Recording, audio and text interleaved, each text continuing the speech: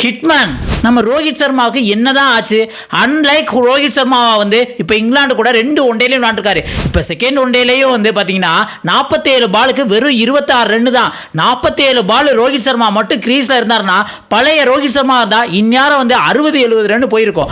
ஆனால் இங்கே 5 ரன்லேயே ஒரு கேட்சை டிராப் பண்ணிட்டாங்க. இல்லைனா ரோஹித் சர்மா 5 ரன்லேயே அவுட் ஆகிட்டு போயிருக்கும். T27 வேர்ல்டு கப்பில் நம்ம விளாடணும் அப்படின்னு மைண்டில் வச்சுக்கிட்டு ரொம்ப ஸ்லோவாக விளாட்றாரோ அப்படிங்கிற மாதிரி தான் நம்மளுக்கு தோணுது. அதுவும் இங்கிலாந்து கூட ஃபர்ஸ்ட் ஒன்டேல சாம் கரன் பால்ல அவுட் ஆனாரு. அதுவுமே 21 பாலுக்கு வெறும் 11 ரன், ஒரே ஒரு 4 தான் அடிச்சாரு. அதிகபட்சம் போனோம்னா 10 பால் பார்ப்பாரு. அதுக்கப்புறம் அவரோட அடியை பயங்கரமா காமிச்சிருவாரு. அதே மாதிரி செகண்ட் ஒன்டேலையும் 47 பால் பிடிச்சி 26 ரன். அதுவும் எப்படி சாம் கரன் பால் அவுட் ஆகிடக்கூடாது அப்படின்ட்டு சாம் கரனோட ஒரு ஓவரை மெயின்டனே ஆக்கினாரு. அடுத்து வில் ஜாக்ஸ் அவரோட ஓவரில் 3 பால் தொடர்ந்து மட்டையே வச்சுக்கிருந்தாரு. அதுக்கப்புறம் தான் அவுட் ஆயிட்டாரு. நம்ம என்ன நினைக்கிறோம், ரோஹித் சர்மா ரொம்ப அதிரடியெல்லாம் விளையாட வேண்டாம். ஆனா எப்பயும் போல ரோஹித் சர்மா 4 பால் பிடிச்சாருன்னா 5 பால்ஸ் ஒரு புல் ஷாட்ல ஒரு 4-6 அடிப்பாரு. அந்த ரோஹித் சர்மாவை நம்மளால பார்க்க முடியல. இதை பத்தி நீங்க என்ன நினைக்கிறீங்க?